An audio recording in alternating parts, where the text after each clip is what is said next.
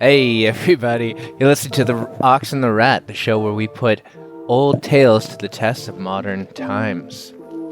I'm here with my friend the Rat. How you doing? What's up? I'm doing good. How are you? I'm all right. It's a long weekend here, so and I've had a good weekend. Did you get up to anything interesting recently since the last time we talked? Nothing too interesting. I don't think I did anything. How about you? I didn't have a long weekend, so did you do anything fun? That must mean you're somewhere other than where I am. It's true. Yeah. What did I do? I went for a really long kayak, actually, down a river here. It was pretty awesome. I didn't realize, like, in a big city like where I am, you know, you can find little oases of semi-tropical beauty. It reminded me of traveling around Asia, actually, when we were on boats, you know, exploring the jungles, etc. It's not a jungle, but Yep. it was close enough. Urban jungle. Urban jungles. Which I do love, and wishing I was back doing photography all of a sudden. I wish I was doing my urban photography. That was my thing for a while. I loved that. Anyways, that's off the beaten path. So, people, let's get started. We're going to go with a little bit of a different one this time. Usually, and I don't know, we've never really discussed the function of fables or how they're structured. But basically, it's anthropomorphization of animals or objects. They're doing things that humans can't do. That's anthropomorphization, one of the hardest words ever to say. And this has that, but this next one, it doesn't have multiple characters. And usually there's like two antagonists, right? But this one, we don't really have that, so it's a different one, but, it's usually like the ox and the rat and the this, but this one, we had what else, what have we done so far? We had my favorite, the monkey and the dolphin. The tortoise and the hare. Yeah. The ass and the lion. Mm-hmm. And I think that's it. Yeah, the monkey and the dolphin, lest we forget. All right. Well, let's get started then. This one's called Belling the Cat. The mice once called a meeting to decide on a plan to free themselves of their enemy, the cat. At least they wished to find some way of knowing when she was coming, so they might have time to run away. Indeed, something had to be done, for they lived in such constant fear of her claws that they hardly dared stir from their dens by night or day. As a cat owner, I strongly sympathize with the mice. I live in constant fear of my cat's claws. Many plans were discussed, but none of them was thought good enough. At last, a very young mouse got up and said, "I have a plan that seems very simple, but I know it will be successful. All we have to do is to hang a bell about the cat's neck. When we hear the bell ringing, we'll know immediately that our enemy is coming." All the mice were much surprised that they had not thought of such a plan before, but in the midst of the rejoicing over their good fortune, an old mouse arose and said, "I will say that the plan of the young mouse is very good, but let me ask you one question. Who will bell the cat?" Now, do you want to think about or take a guess or a stab at what is the moral of this story? I love this one. Okay, so I'm going to do my recap first. Yeah.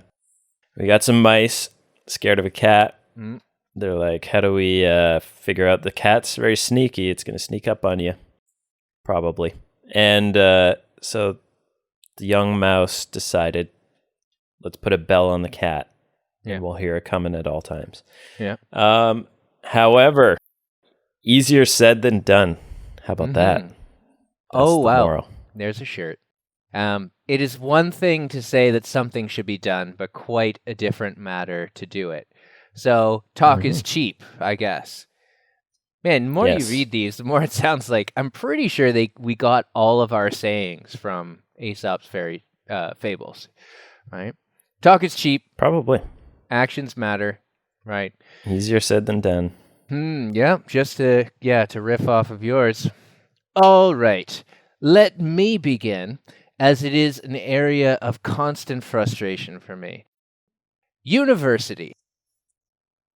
Let me rant for a minute about what frustrates me about the current culture and how it is displaying itself around my current experiences at university. You get points now for pointing out problems and faults, and that's all well and good, and that's great. But if you're looking for them, you're going to find them. And I guess this is a little bit different because it's not like offering a solution, but like my experience as a university and discussions and stuff is basically like everything's a problem. Everything's wrong, everything's bad, nothing is good, and you get points just for pointing things out without offering a solution to said problems, And that's just not it's not good enough, man. Like, I'm just tired of people talking about, like, oh, this is bad. We need to do this. We need to do that. And it's like, well, yeah, but are you going to do it if your actions, if the way you're talking right now can also be contradictory to what they're saying, Like, anyways, so I've got my beefs, and I'll go into more depth later, but I don't want to monopolize it. I just think that academic conversations, quote unquote academic, I don't find them academic at all, have devolved to the point where the only thing that matters is scoring points for scoring on someone else, which basically means like, oh, I gotcha, rather than let's figure it out. Is that the goal of discussions, that you should come up with some sort of way to fix a problem? There are 2 points to a discussion as far as I'm concerned. 2 parts, right? So, like I said, the first is to identify through dialogue a common issue. And the second, as far as I'm concerned, is to come to a solution about it. Because again, talk is cheap. And like, if you're not willing to live that which you speak, then shut your mouth. Like, seriously. It's stunning. Like, the way people talk about, like, oh, we need to, I'll take it a step further right now. Like, I'm tired of hearing people talk about how, oh, like, we need to eat Beyond Burger to save the world. What a joke. Like, do you have any idea?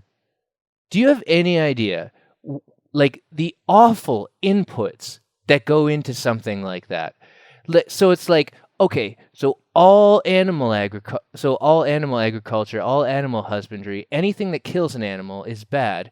But I can kill thousands and millions of insects and animals to get my soy burger. Like, it drives me insane. It's so myopic. And if you want to, like, yeah. So it's like they're willing to talk about it. They're not willing to go and do what needs to be done.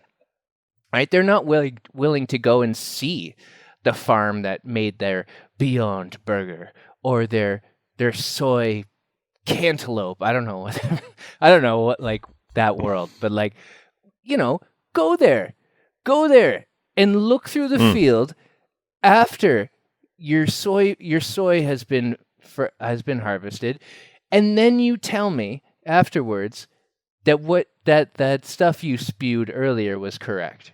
Nobody wants to go and actually live and feel the experience, right? We're happy to sit on the sidelines and, just spout off and virtue signal. Bothers me, obviously. Potentially there's a lot of, I don't really know the process, but that would be something else to look into. The factory where it's being made, I think they use beet juice for the blood. Are they just kind of like squeezing out the beet, chuck the rest away? Like how much actual food waste is going into that as well. I don't know. Well, but that would be something to check You're out. pointing out one part of that entire supply chain, and like you're talking about, and the bigger issue is, what about everything that led up to that beat getting made and the inputs required to make that beat? They don't end there, right? Anyways, food is a joke. Like, as far as I'm concerned, the way people talk about it. Anyways, like, going back to things, like, it is one thing to say that something should be done. It's quite a different matter to do it. You know, like, okay, so we should be more concerned about the environment. 100%. Yeah, I totally agree. We should all, like the cat or the mouse, we should all, bicycle to work. But people don't do that. You know, it's insane. Like, here's another one. I'm feeling like a rant. I'm in a rant mood, clearly. Go for it. Here's another one. People in fitness. I am stunned by the way that people talk about, you know, their fitness, like it's something that they need to add to. Like, you know, they're like, oh, you know, like New Year's resolutions and all that stuff. I'm going to do this. I got to do this. I'm going to add this. I got to add that. Maybe the one thing you need to do is figure out what it is that's preventing you from moving. Like, that's really all it is.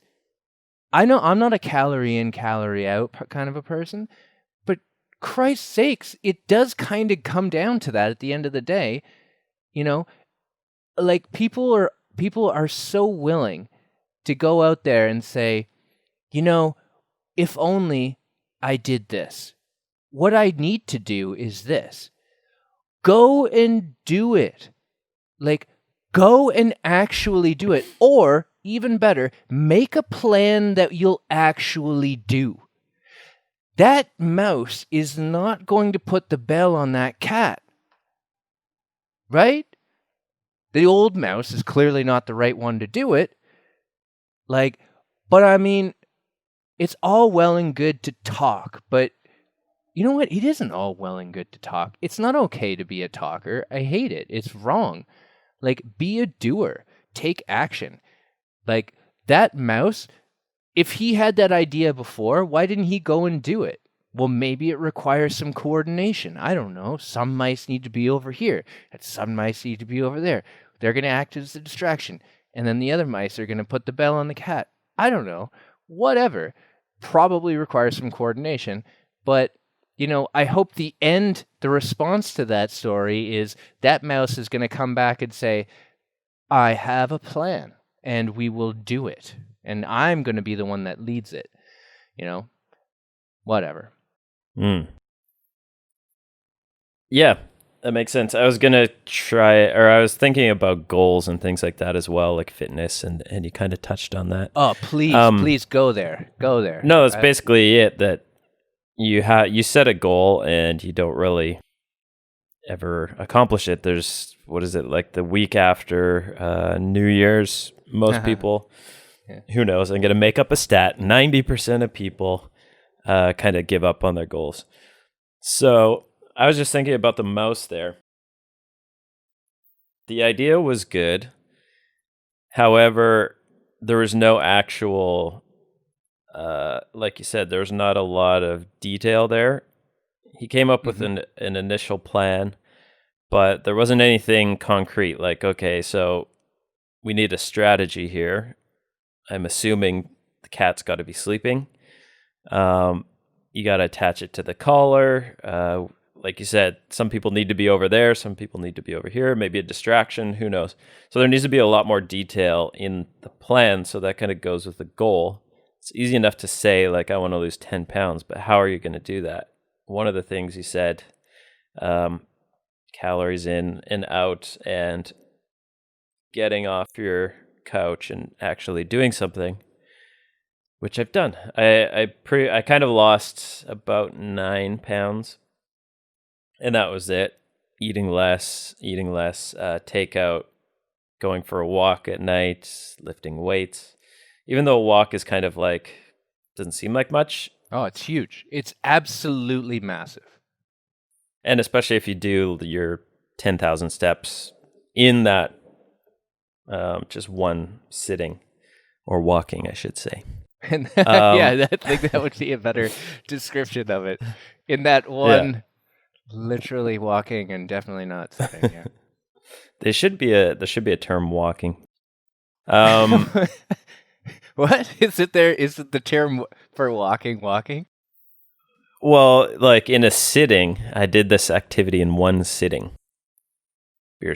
What is the etymology of sitting? I understand you a little bit better now. Okay, I'm not going to answer your question, but yeah. So I don't know if diet is one. I probably never had a specific plan. I never wrote anything down. If you do write stuff down, like you say, talk is cheap. It's easier to ignore your plan if there's nothing written there. If you say like, okay, I'm going to do 3 sets of whatever, and you have it written down, and then I'm going to go on to this and that. If it's written down, then you actually have to follow it, or you have to be fine with saying, okay, I failed on that today. I'm a liar.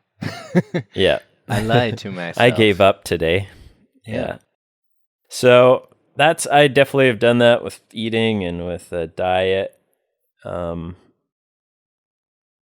Probably, yeah. Well, I mean, I always wanted to have a business of my own, and I don't think I've stuck to my plans. I've always said it, but there's that hurdle where I'm like, I don't want to invest and fail, but you have to. You have to put in the time. You have to put in the money, or whatever it may be, the resources.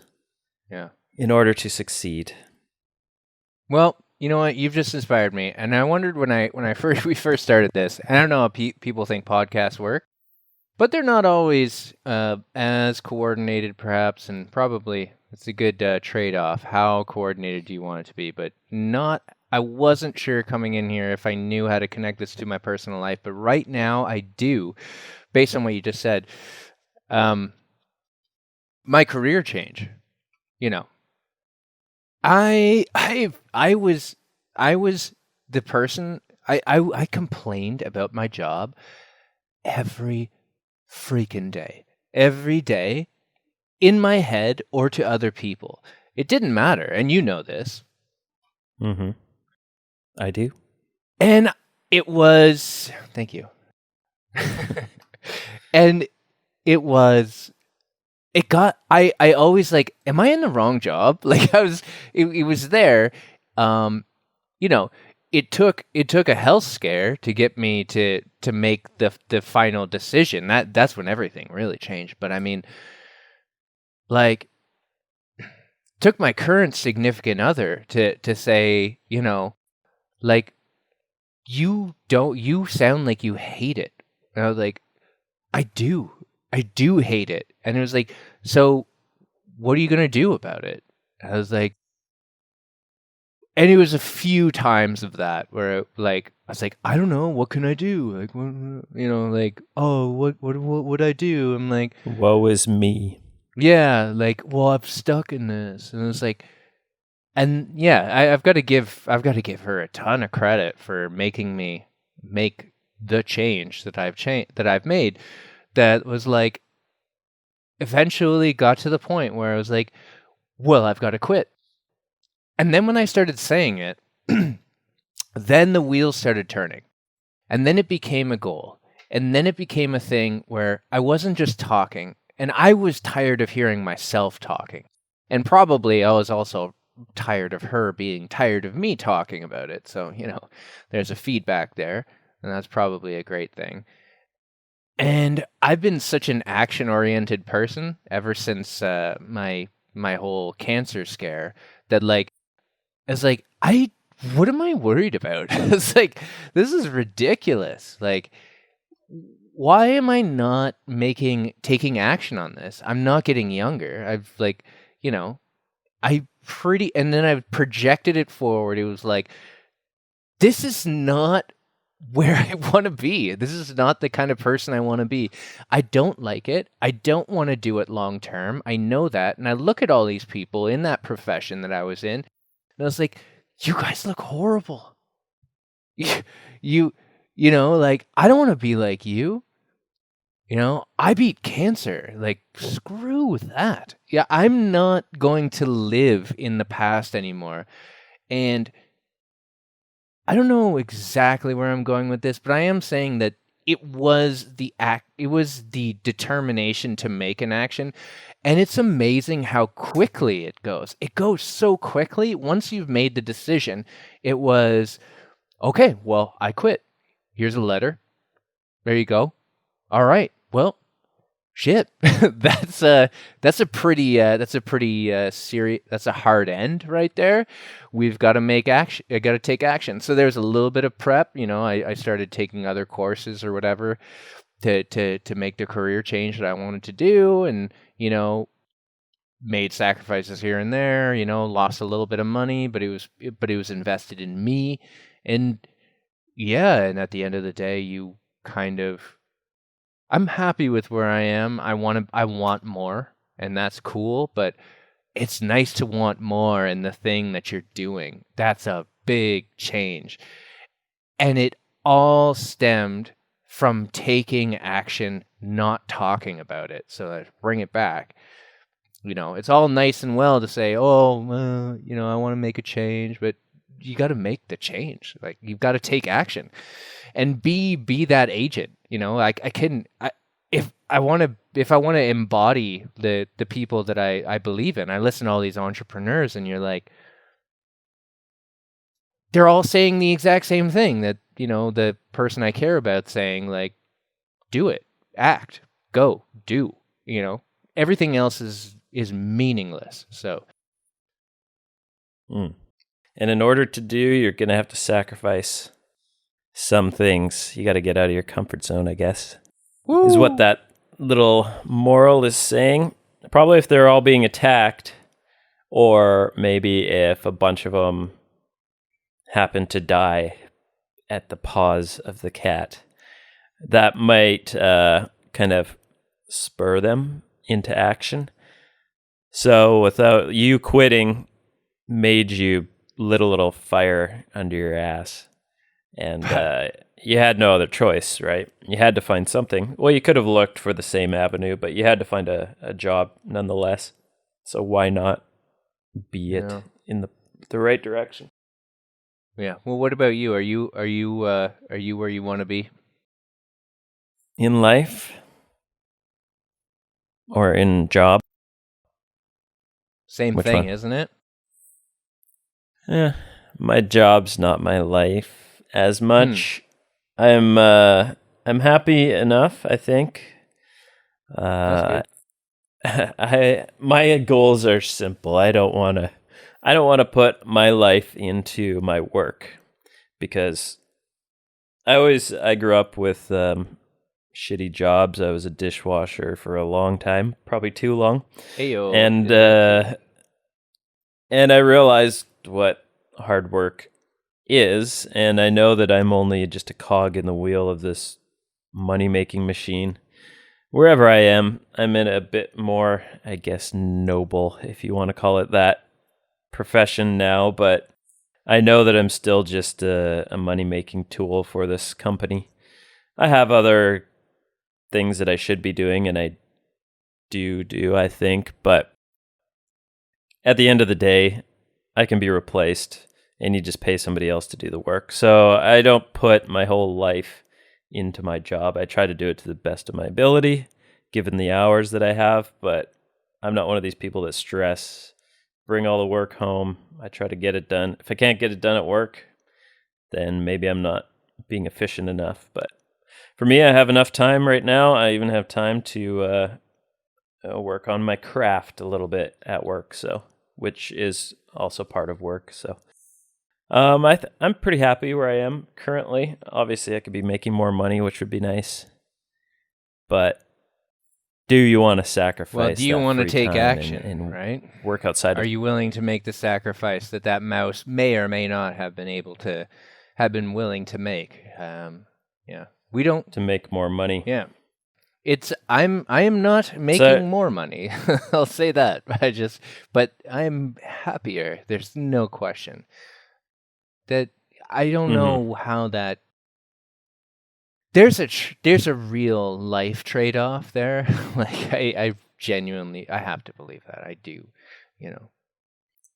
I'm happier than last year. Well, I'm happier probably than my 6 years ago. The only thing that has changed is everybody that I knew is pretty much gone. So that's wild, man. There's kind of like a boring aspect to it now, or I walk around where I used to go with friends, and I look at it longingly, like, oh yeah, there's that spot. And then you're just like, I don't know anybody in this giant city. I miss that too. I do actually.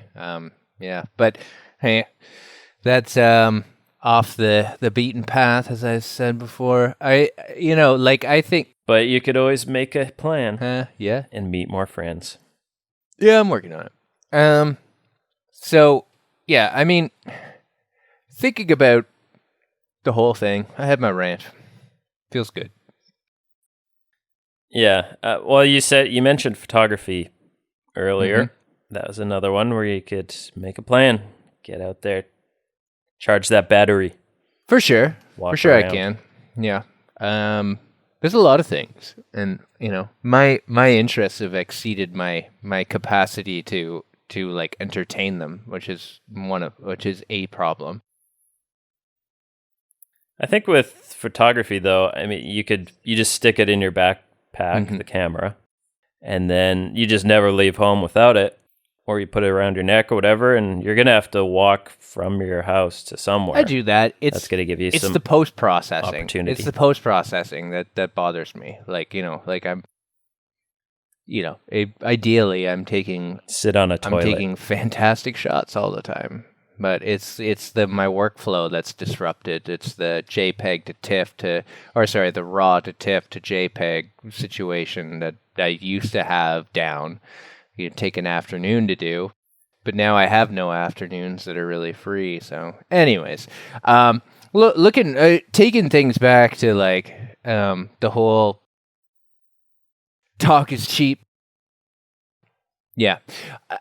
I think I feel like this is a great opportunity to give the audience like a pact, or like I'm going to do this kind of a thing. A challenge?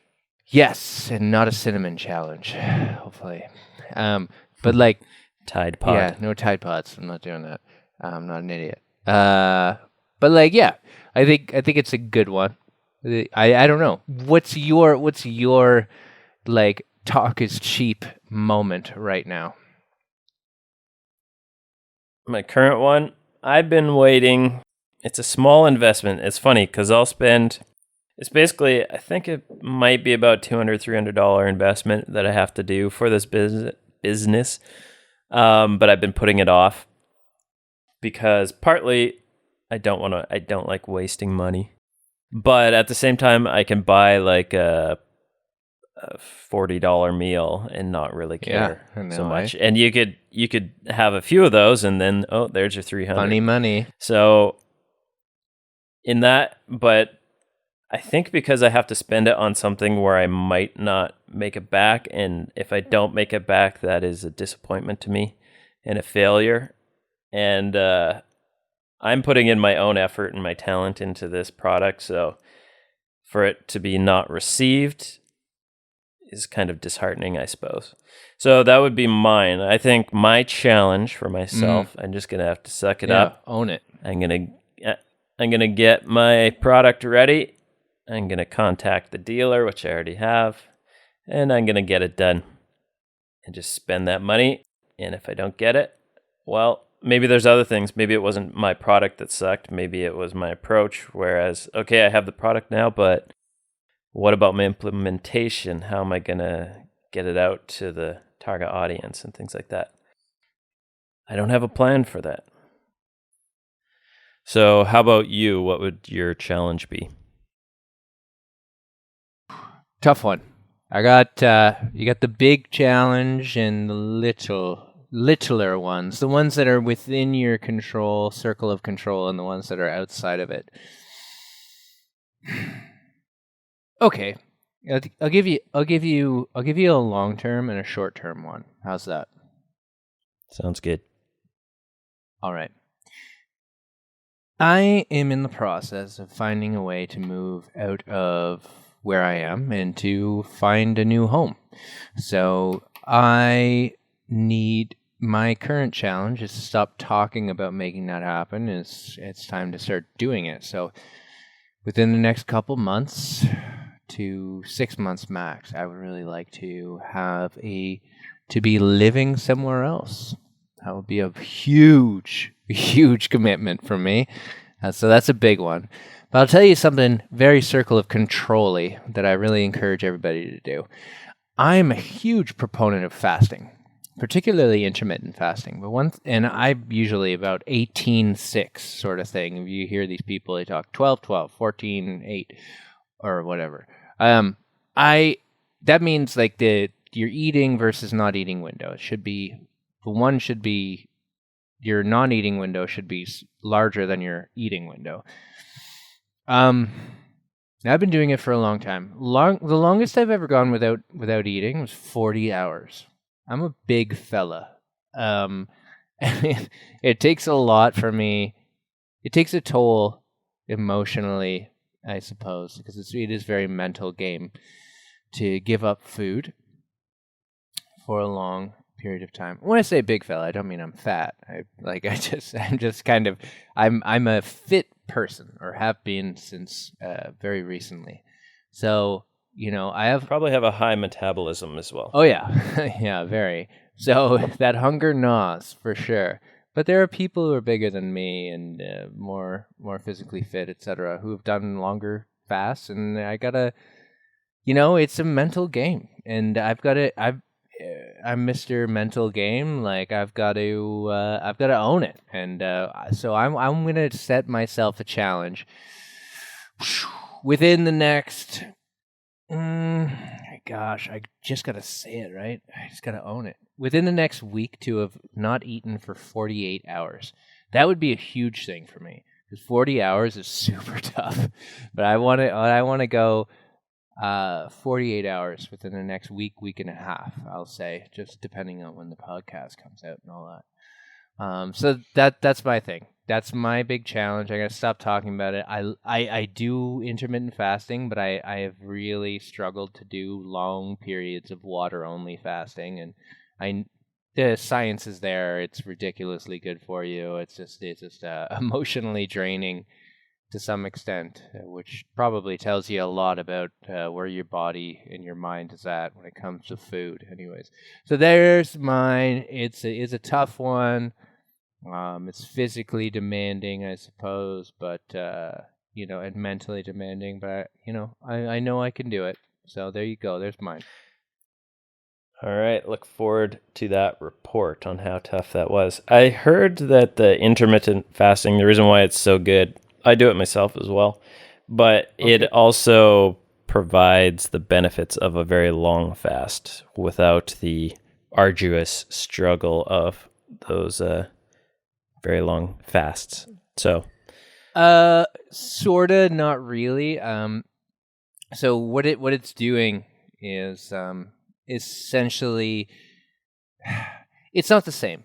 That I'll say. I mean, there's the whole Walter Longo thing. He's ridiculous. So don't get me started on him. But like, he's got the fasting mimicking diet, where you eat like a liquid diet of like very low caloric, very low calorie, below like about 500 calories a day, which mimics fasting. Like just don't eat food. Like intermittent fasting is not the same as long periods of fasting. There's no question there, but the benefits I see. For me, it's not a question of like I'm going to eat most of the time and then I'm going to have a period where I just don't eat a goddamn thing. Like for me, it's I usually am not eating during the day, and now I'm going to add in a period of I'm literally not eating anything for several days. So I somewhat disagree with that. You're not entirely correct. You're not entirely incorrect in thinking that, but it's I'm not thinking it. That's what a scientist said. But anyway, that's another. Yeah. I'll take them down. Another topic.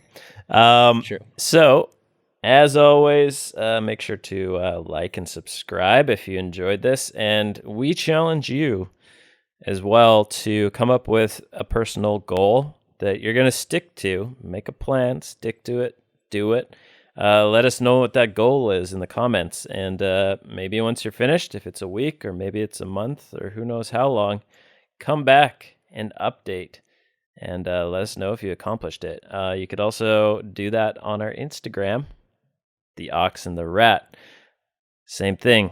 Put your challenge there. Update us later. It's all good. Right. People, make it happen.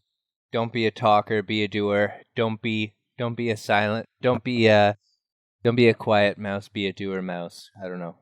That's where I'm going. Don't be timid. Yeah, be Action Mouse. Action Mouse is the superhero mouse of the mouse world. Be Action Mouse. Guess what? Don't be Talk Mouse. It's the year of the rat. It's the year of the mouse. Oh, get stuff done. Take action. We've sat around enough this year, so do something. Bam! What a way to end it. All right, my friends. See you next time. All right, later.